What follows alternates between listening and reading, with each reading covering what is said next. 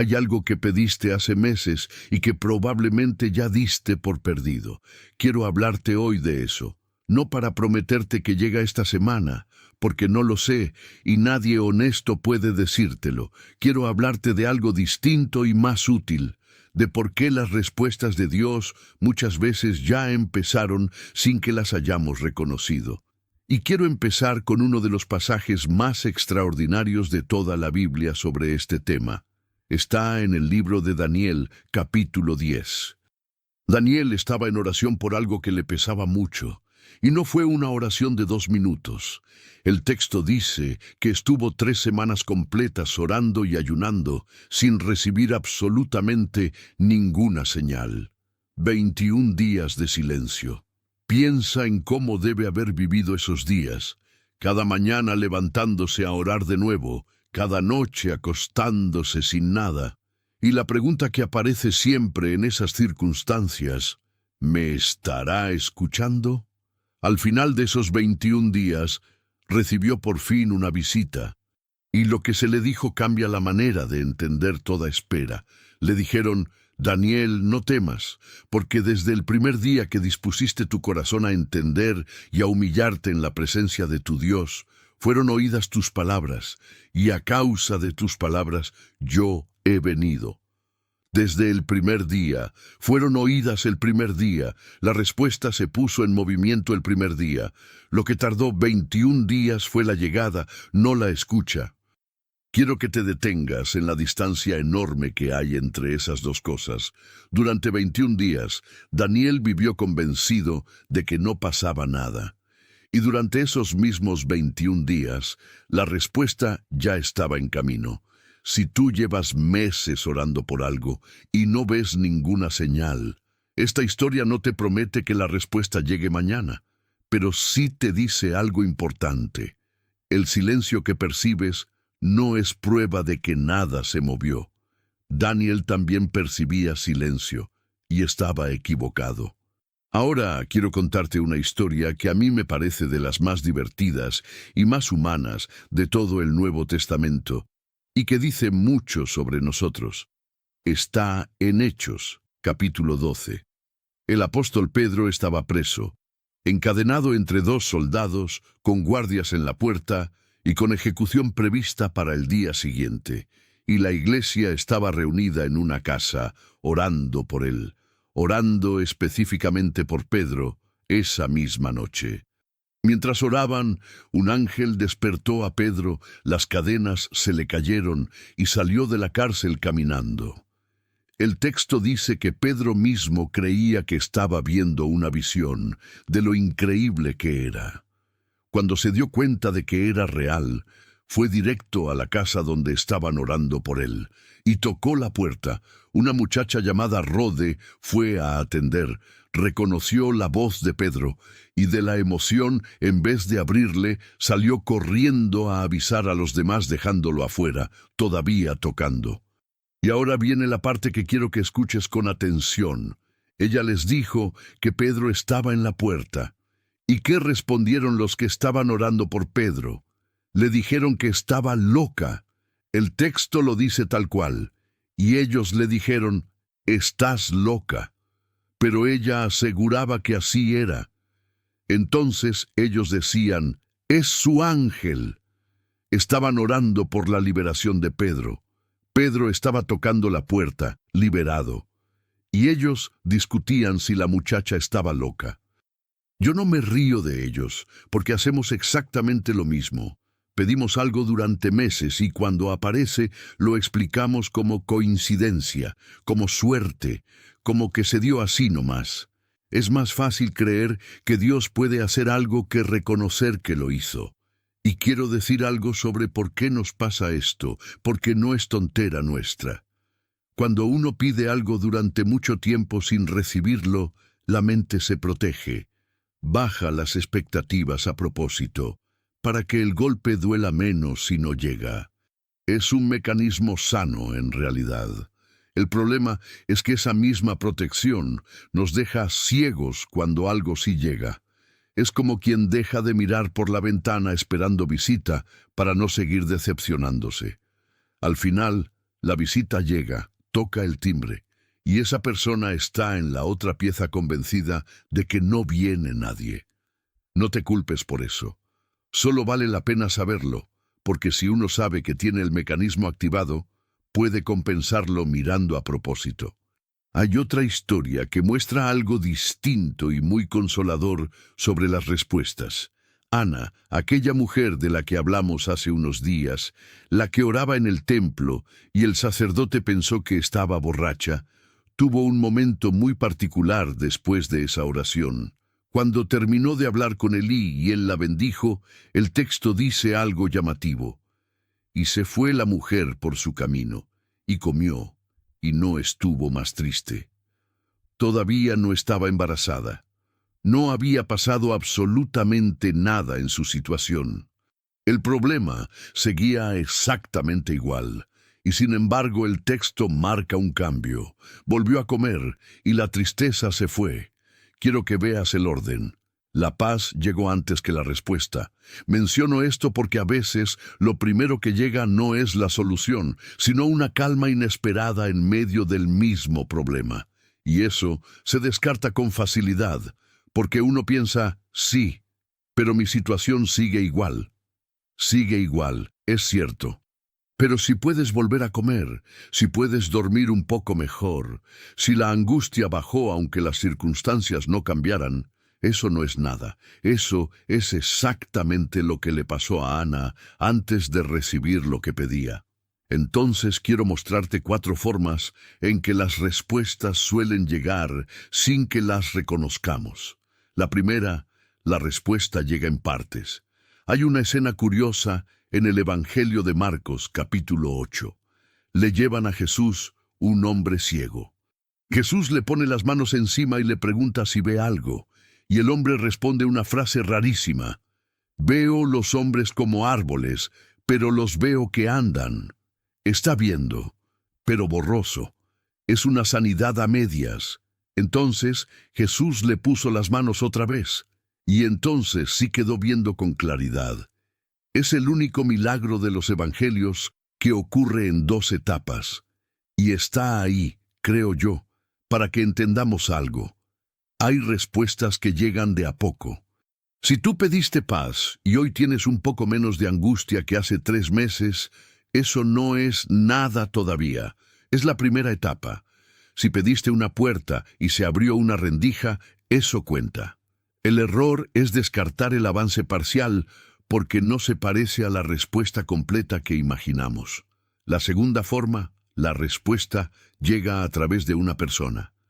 Ya hablamos de esto hace unos días, pero quiero insistir porque es la forma más común de todas y la que menos registramos. Cuando alguien te ayuda, casi nunca lo anotamos como respuesta a una oración. Lo anotamos como que esa persona es buena gente. Y las 2 cosas pueden ser verdad al mismo tiempo. Y hay una variante de esto que es todavía más difícil de reconocer, cuando la respuesta viene de algo que ya estaba en tus manos. En el segundo libro de Reyes, capítulo 4, hay una viuda desesperada. Su marido había muerto dejando deudas, y el acreedor venía a llevarse a sus 2 hijos como esclavos para cobrarse. Era la ruina total. Fue a buscar al profeta Eliseo, y él le hizo una pregunta que parece fuera de lugar. ¿Qué tienes en casa? Ella respondió lo que cualquiera respondería en esa situación. Tu sierva ninguna cosa tiene en casa, sino una vasija de aceite. Fíjate cómo lo dice. Ninguna cosa, sino una vasija de aceite. O sea, no tengo nada, salvo esto que no cuenta. Y esto que no cuenta fue exactamente el material de la respuesta.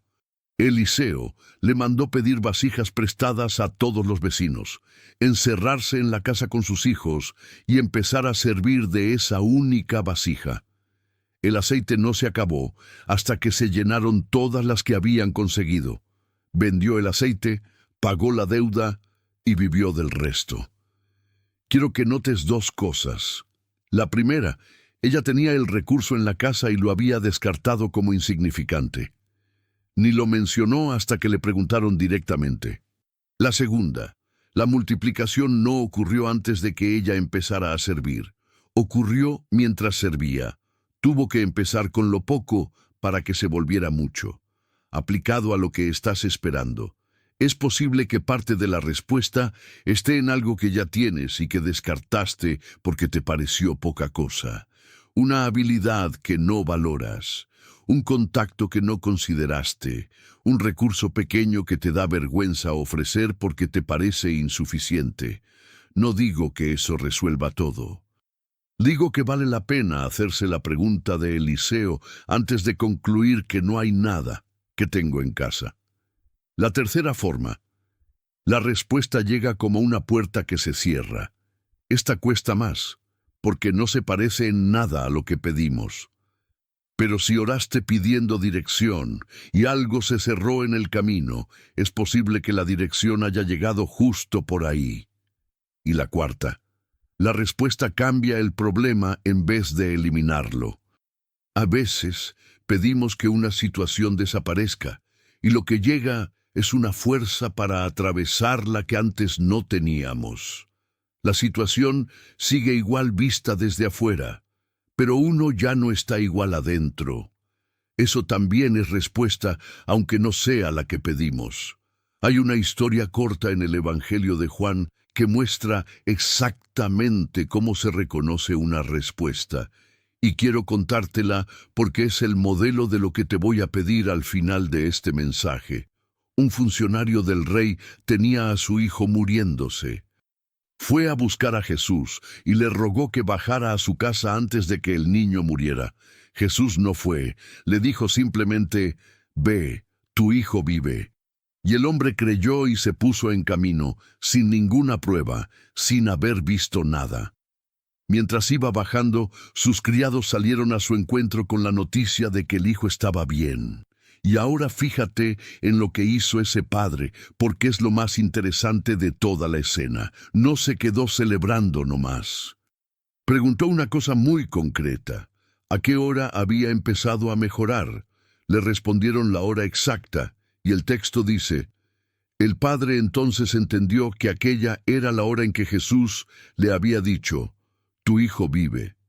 Él hizo la conexión después, revisando. Si no hubiera preguntado la hora, habría tenido a su hijo sano igual, pero se habría quedado sin saber qué pasó realmente. Habría sido mejoró solo. Eso es exactamente lo que te propongo hacer esta semana. Preguntar la hora. Revisar hacia atrás y ver si algo coincide.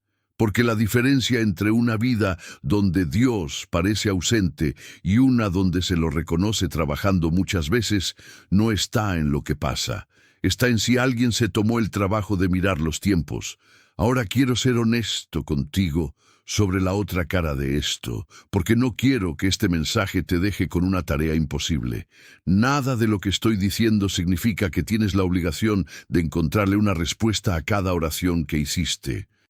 Hay cosas que pediste y que simplemente no llegaron. Ya lo vimos hace poco. La carta a los Hebreos dice, hablando de los grandes hombres y mujeres de fe, que murieron sin haber recibido lo prometido. Si tú buscas y no encuentras ninguna señal en algo específico, no fuerces la interpretación.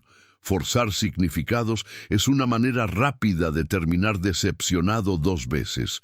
Lo que te propongo hoy es más modesto, mirar de nuevo, con calma, antes de dar algo por no respondido, nada más que eso. Y quiero hablarle ahora a alguien en particular, porque sé que hay gente escuchando en esta situación exacta. Hay personas que dejaron de pedir, no por falta de fe, sino por cansancio de la decepción. Pedir duele, porque pedir implica volver a esperar, y volver a esperar implica arriesgarse a otro golpe. Entonces, uno deja de pedir para protegerse. Si ese eres tú, quiero decirte 3 cosas. La primera, eso no te hace un mal creyente. Te hace alguien que ya se golpeó y aprendió a cuidarse. Es comprensible. La segunda, la Escritura tiene lugar para eso. Los salmos están llenos de gente que le habla a Dios desde el agotamiento y no desde el entusiasmo. Puedes acercarte exactamente así, sin fingir un ánimo que no tienes. Y la tercera, que es la más práctica. Si volver a pedir lo grande te da miedo, empieza por algo pequeño. No tienes que retomar de golpe la petición que más te dolió. Pide algo del día. Fuerza para hoy, paciencia para una conversación difícil, claridad para una decisión chica. Recuperar la costumbre de hablar con Dios sobre cosas pequeñas es muchas veces el camino de vuelta para quien se cansó de pedir lo grande. Y quiero decirte algo sobre cómo Jesús habló de la insistencia, porque suele malinterpretarse. En Lucas 18, Jesús cuenta la historia de una viuda que le insistía a un juez injusto hasta cansarlo. El juez terminó haciéndole justicia solo para que lo dejara en paz. Y Jesús saca la conclusión. Si hasta un juez injusto termina respondiendo por insistencia, cuánto más Dios, que es justo, hará justicia a los suyos que claman. Fíjate que el argumento no es insiste hasta cansar a Dios. Es exactamente lo contrario, es un argumento de contraste. Si hasta el peor juez responde, cuánto más el mejor Padre. Menciono esto porque hay gente que vive la oración como si tuviera que convencer a Dios, o gastarlo, o acumular suficientes repeticiones para que ceda. Esa no es la imagen que Jesús está dando. Él mismo lo dijo de otra manera en Mateo 7. ¿Qué hombre hay de vosotros que si su hijo le pide pan, le dará una piedra? Pues si vosotros, siendo malos, sabéis dar buenas dádivas a vuestros hijos, cuánto más vuestro Padre que está en los cielos dará buenas cosas a los que le pidan. Nadie le da una piedra a un hijo que pide pan. Y esa imagen tiene una segunda lectura, que me parece igual de importante. Un buen padre tampoco le da a su hijo todo lo que pide exactamente cuando lo pide, porque a veces lo que el hijo pide no es pan, aunque lo parezca desde donde él está mirando. Sostener las dos cosas al mismo tiempo, que Dios da buenas cosas y que a veces no da lo que pedimos, es incómodo, pero es más honesto que elegir solo una de las dos. Y quiero decirte algo más sobre las oraciones que dejamos de hacer. En el Evangelio de Lucas hay una escena en la que un ángel se le aparece a un sacerdote anciano llamado Zacarías y le dice: «Tu oración ha sido oída». Lo interesante es que él y su esposa ya eran ancianos. Esa oración por un hijo probablemente la había hecho décadas antes, cuando todavía tenía sentido hacerla. Es muy posible que hubiera dejado de orar por eso hacía muchos años. Y el ángel le habla de esa oración vieja como si acabara de ser pronunciada. Quiero que consideres la posibilidad de que algunas cosas que pediste hace mucho y que ya archivaste sigan estando sobre la mesa. No te prometo que lleguen, solo digo que la Escritura no las trata como vencidas. Hay un detalle más en esa escena que dice mucho sobre nosotros. Cuando el ángel le anuncia que va a tener un hijo, Zacarías no celebra, discute, le responde: «¿En qué conoceré esto? Porque yo soy viejo y mi mujer es de edad avanzada». Un sacerdote dentro del templo con un ángel delante, pidiendo pruebas. Y esto es exactamente lo mismo que vimos con la iglesia orando por Pedro. La misma reacción, en gente distinta, con siglos de diferencia. Recibir lo que se pidió y no poder creerlo. Si a ti te cuesta creer que algo bueno pueda estar pasando en tu vida ahora mismo, estás en compañía bastante respetable. Quiero contarte una historia más, y es de las que más me impresionan, porque muestra a alguien que insistió cuando todo parecía indicar que la respuesta era no. En Marcos 7, una mujer extranjera se acerca a Jesús rogando por su hija, que estaba muy enferma. Y Jesús, en una de las escenas más desconcertantes de los evangelios, le da una respuesta que suena a rechazo, usando una comparación dura sobre los hijos y los perritos.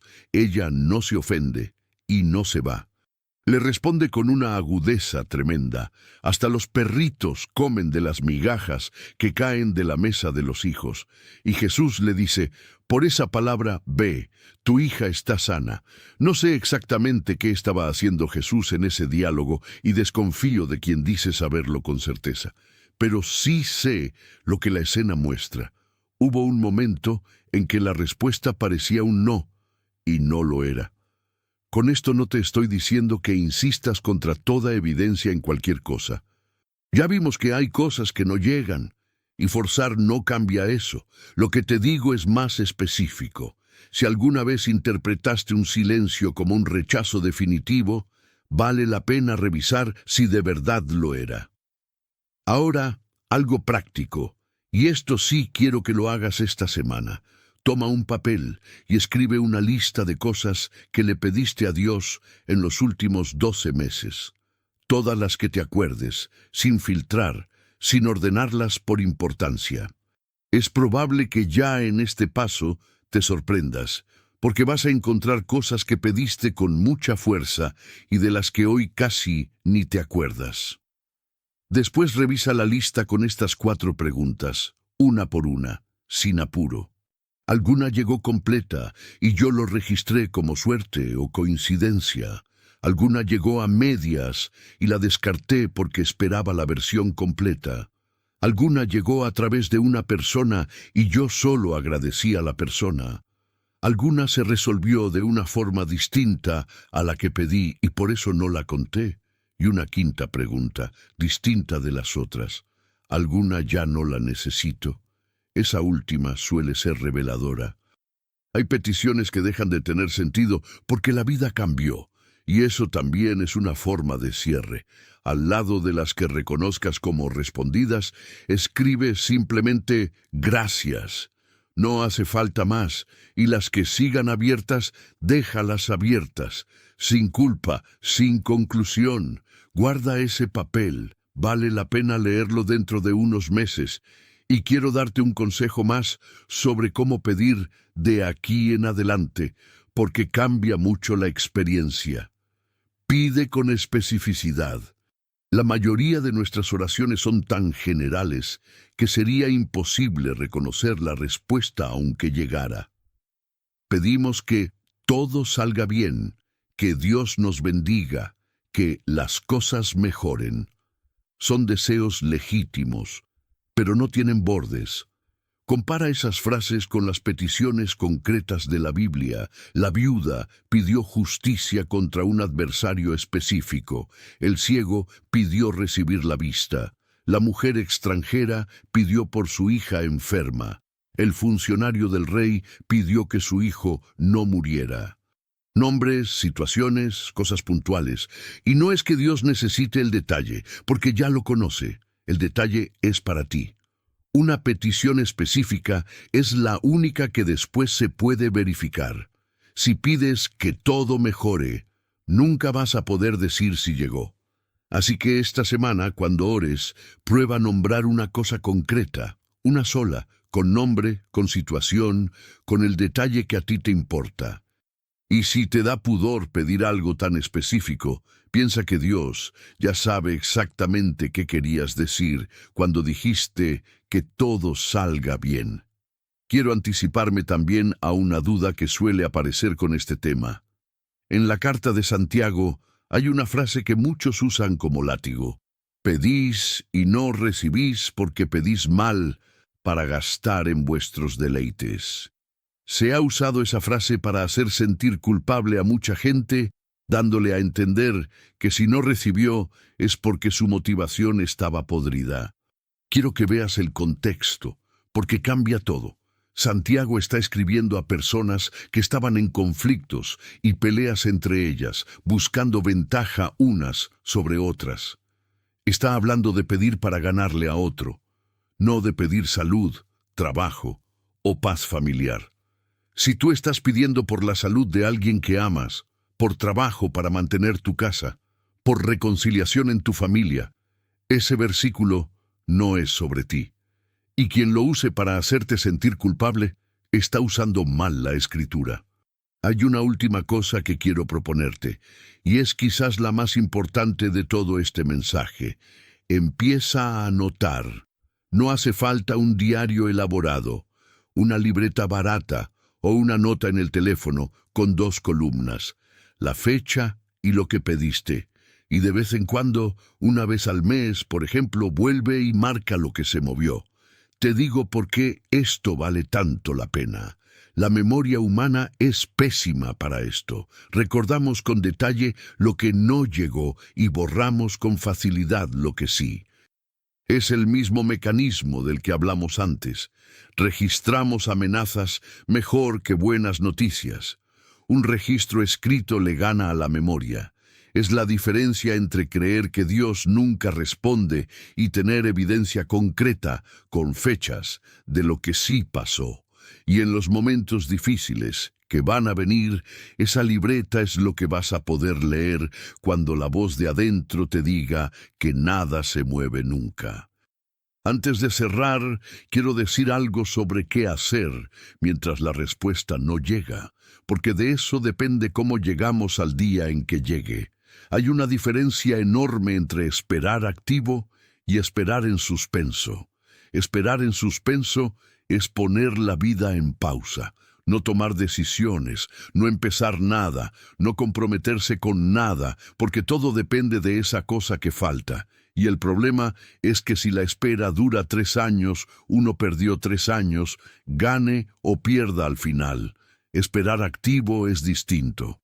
Es seguir construyendo mientras se espera, sabiendo que la respuesta puede cambiar los planes y aceptando ese riesgo. Piensa en la viuda del aceite. Ella no se sentó a esperar que el dinero apareciera.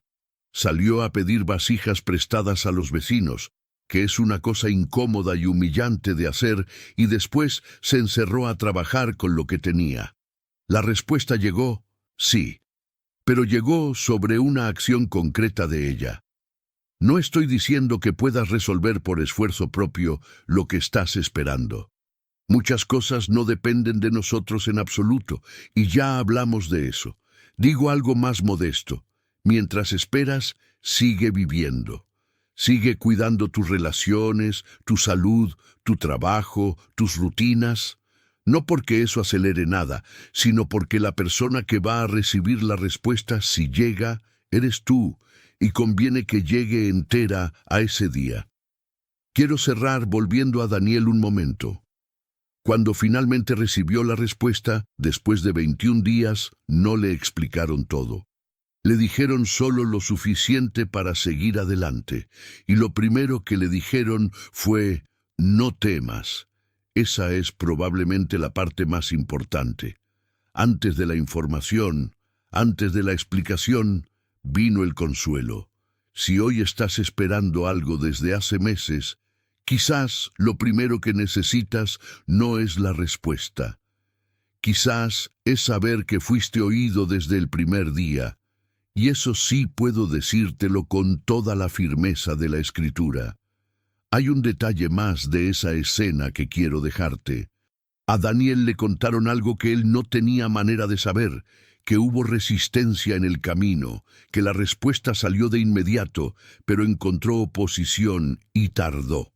No voy a especular sobre la mecánica de eso, porque el texto tampoco lo explica. Pero la implicación práctica es enorme. Significa que todavía no llegó y no salió nunca. Son dos cosas completamente distintas. Y desde donde estamos parados se ven exactamente iguales. Durante 21 días, para Daniel, esas dos posibilidades eran indistinguibles. Solo supo la diferencia cuando se lo contaron. Nosotros muchas veces no vamos a tener ese privilegio. No nos van a explicar los tiempos. Vamos a tener que vivir sin saber si estamos en el día 3 o en el día 20. Y ahí está el trabajo real de la fe. No en sentir certeza, sino en seguir orando sin saber en qué día estamos. Oremos. Señor, gracias porque escuchas desde el primer día, aunque la llegada tarde. Ayúdame a mirar de nuevo lo que ya pasó en estos meses, para reconocer lo que hiciste, y yo llamé casualidad.